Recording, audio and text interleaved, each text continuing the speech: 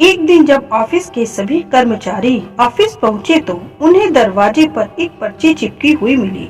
उस पर लिखा था, कल उस इंसान की मौत हो गई जो कंपनी में आपकी प्रगति में बाधक था। उसे श्रद्धांजलि देने के लिए सेमिनार हॉल में एक सभा आयोजित की गई है। ठीक 12 बजे श्रद्धांजलि सभा में सबका उपस्थित होना जरूरी है।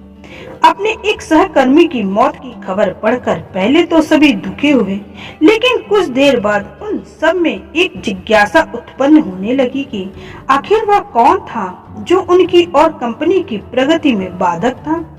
12 बजे सेमिनार हॉल में कर्मचारियों का आना प्रारंभ हो गया। धीरे धीरे वहाँ इतनी भीड़ जमा हो गई कि उसे नियंत्रित करने के लिए सिक्योरिटी गार्ड की व्यवस्था करनी पड़ी। लोगों का आना लगातार जारी था। जैसे जैसे लोगों की भीड़ बढ़ती जा रही थी, सेमिनार हॉल में हलचल भी बढ़ती जा रही थी।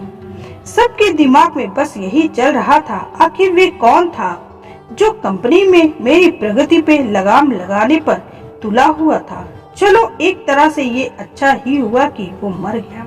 जैसे ही श्रद्धांजलि सभा प्रारंभ हुई, एक एक करके सभी उत्सुक और जिज्ञासु कर्मचारी कफन के पास जाने लगे। करीब पहुंचकर जैसे ही वे कफन के अंदर झांकते, उनका चेहरा फक्क पड़ जाता, मानो उन्हें सदमा सा लग गया हो। उस कफन के अंदर एक दर्पण रखा हुआ था। जो भी उसमें झांक कर देखता, उसे उसमें अपना ही अक्ष नजर आता। उस दर्पण पर एक पर्ची भी चिपकी हुई थी, जिस पर कुछ ऐसा लिखा था जो सबकी आत्मा को झकझोर रहा था। केवल एक ही इंसान आपकी प्रगति में बाधक है और वो आप खुद हैं। आप ही वो इंसान हैं जो अपने जीवन में क्रांति उत्पन्न कर सकते हैं। आप ही वो इंसान हैं जो अपनी खुशी, अपनी समझ और अपनी सफलता को प्रभावित कर सकते हैं। आप ही वो इंसान हैं जो अपनी खुद की मदद कर सकते हैं। आपका जीवन नहीं बदलता जब आपका बॉस बदल जाता है, आपका जीवन नहीं बदलता। जब आपके दोस्त बदल जाते हैं, आपका जीवन नहीं बदलता। जब आपके पार्टनर या साथी बदल जाते हैं, आपका जीवन नहीं बदलता।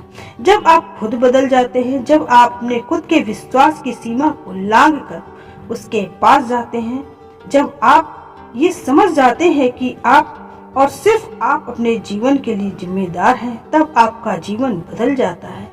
सबसे महत्वपूर्ण रिश्ता जो आपका किसी के साथ है, वो आपका खुद से है।